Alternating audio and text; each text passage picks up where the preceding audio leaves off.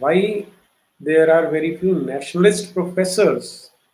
Rapid fire जी, ये मुझे तो तर्कसंगत नहीं लगता, क्योंकि इस तरह का कोई सर्वे कभी किसी ने किया नहीं कि कितने नेशनलिस्ट प्रोफेसर्स हैं और कितने नहीं हैं। तो हाँ, लेकिन इसमें आप ये कह सकते हैं कि जो हिस्ट्री पढ़ाने वाले हैं वहां पर उन्होंने कब्जा कर रखा है, जो देशद्रोही हैं, कामी वामी इस्लामी हैं या अधर्मी विधर्मी हैं। तो जो ये ह्यूमैनिटीज वाले कुछ वो हैं, उनमें उन्होंने कब्जा। जी लीना जी कुछ कहना चाह रही? जी, मैं ये कहूंगी कि उनमें भी सभी को मैं एंटी नेशनल तो नहीं कहना चाहती, ना कहूंगी, क्योंकि कई उनमें से भी ऐसे हैं जो कि राष्ट्रवाद को या राष्ट्र धर्म को, राष्ट्र चेतना को समझते हैं, लेकिन उनके पास वो, मैं कहूंगी कि जो पढ़ाई का रिगर जो होना चाहिए, एक ज्ञान की जो जिज्ञासा होनी चाहिए, वो अगर कहीं कम पड़ती हो तो केवल नेशनल, मैं बड़ा राष्ट्रवादी हूँ या बड़ी राष्ट्रवादी हूँ, इतना कहने से काम नहीं चलता है। आप अगर राष्ट्रवादी हैं तो आपको विशेष मेहनत करके अपने आप को तैयार करना पड़ेगा। एक छोटा उदाहरण लीजिए, ये जो आर्यन इन्वेजन थियरी है, जो आर्यन इन्वेजन थियरी कहती है कि चूंकि बाइबल कहता है कि सृष्टि की उत्पत्ति आज से 4000 वर्ष पहले हुई, 6000, तो ये बाइबल का वाक्य जो है ये अंतिम सत्य है। अब 6000 वर्ष पहले, आज से 6000 वर्ष, अच्छा, आज से 6000 वर्ष पूर्व सृष्टि की उत्पत्ति हुई और 4000 वर्ष पूर्व मानव की उत्पत्ति, उत्क्रांति में, इस तरह से कुछ है या खैर जो भी है, ईसा पूर्व, चलिए जो भी है। तो उन्होंने ये कहा कि चूंकि हमें उस बाइबल के वाक्य में ही सब कुछ समाविष्ट होना चाहिए, पूरा इतिहास दूसरे किसी भी देश का, तो इसलिए अगर आप कहते हैं कि हमारा इतिहास 6000 वर्ष या 8000 वर्ष या 10,000 वर्ष पुरातन है, तो हम इसको नहीं मानेंगे।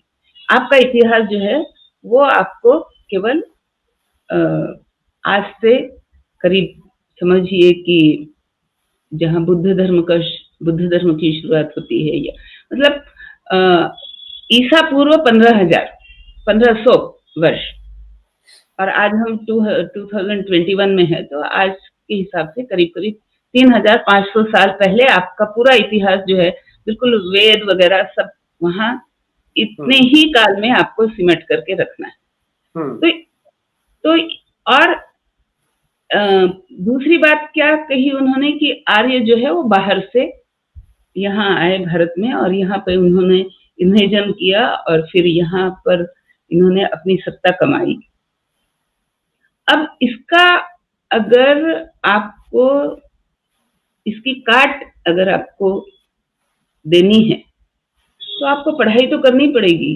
आपकी पूरी सरस्वती सभ्यता क्या कहती है, आपके आर्कियोलॉजिकल सर्वे ऑफ इंडिया के फाइंडिंग्स क्या बताते हैं, जो हमें खुदाई में जो साक्ष्य मिले हैं वो क्या बताते हैं, जो हमारे इतिहास के पन्ने जो हमने इस पूरे सिमटने के कारण हमने लुप्त कर दिए हैं या लुप्त हो गए हैं, वो हमें क्या बताते हैं।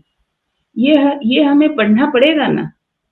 जब आप कहते हैं कि इतिहास हमारा गलत तरीके से लिखा गया, जो जिसने पहले लिखा वो पूरी की तरह से, मुझे लगता है वो पूरी एक जनरेशन थी जो आर्यन इन्वेजन थियरी से प्रभावित थी, तो इसलिए उन्होंने उस तरह का इतिहास लिखा।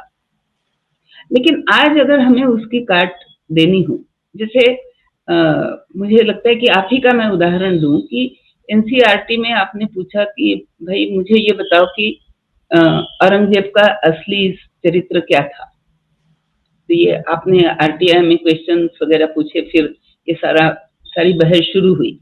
तो अब जब तक आप पिन पॉइंट करके पूछेंगे नहीं कि औरंगजेब की असलियत हमें बताओ, अकबर की हमें असलियत बताओ, जिन जिन राजाओं ने अकबर के साथ लड़ाई की है उनकी हमें असलियत बताओ, जो हमारे देश में कई ऐसे बड़े प्रभावी जो हमारे यहाँ वीर शूरवीर हो गए, उनके बारे में हमें बताओ।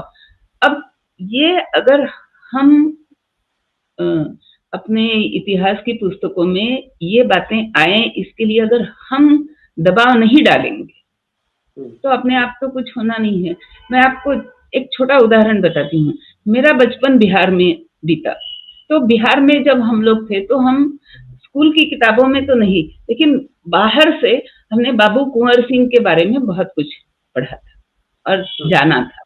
और वो एक बड़े शूर हमारे स्वतंत्र सैनिक, स्वतंत्र वीर थे, योद्धा थे। जब मैं महाराष्ट्र में आती हूँ तो देखती हूँ कि बाबू कुंवर सिंह के बारे में किसी को कुछ पता नहीं। फिर जब मैं तेलंगाना की ओर देखती हूँ तो वहां पे एक नरसिंहन नाम के एक बड़े स्वतंत्र योद्धा हुए, जिन्होंने अंग्रेजों के साथ शुरुआत में बहुत जम करके लड़ाई की, लेकिन हमें इनके बारे में कभी मालूम नहीं होता है। तो ये जो हमारे इतिहास के ये जो पन्ने हैं, जिनको किसी कारण से हमारे इतिहास से अलग कर दिया गया, उसके बारे में खोज करके हमें आगे तो आना पड़ेगा। और हमारी खोज भी जो हम कर रहे हैं,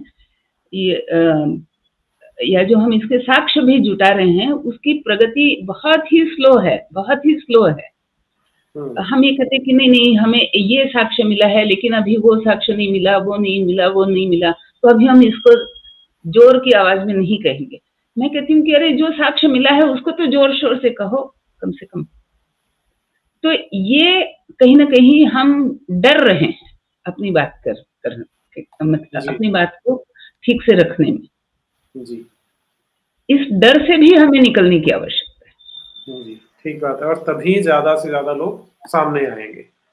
जी, स्वाध्याय और निर्भयता, दो चीजें चाहिए। जी, राष्ट्र प्रेम है, ये मैं मान करके चल रही हूँ।